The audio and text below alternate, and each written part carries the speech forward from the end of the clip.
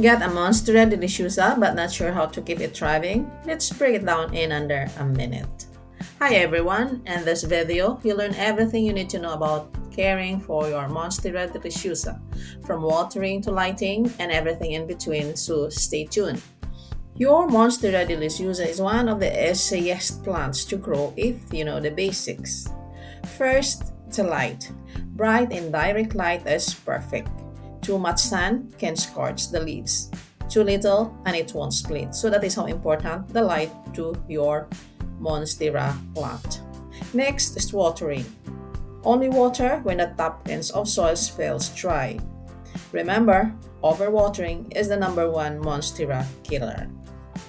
For humidity and growth, they love a little extra humidity, so a pebble tray, humidifier, or just grouping with other plants will help.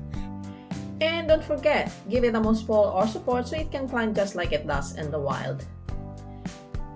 Follow these tips, guys, and your Monstera will grow big, bold, and beautiful. And if you found this video helpful, be sure to check out my other plant care videos and let me know your thoughts in the comment below. Thanks for watching, thanks for your time, and God bless.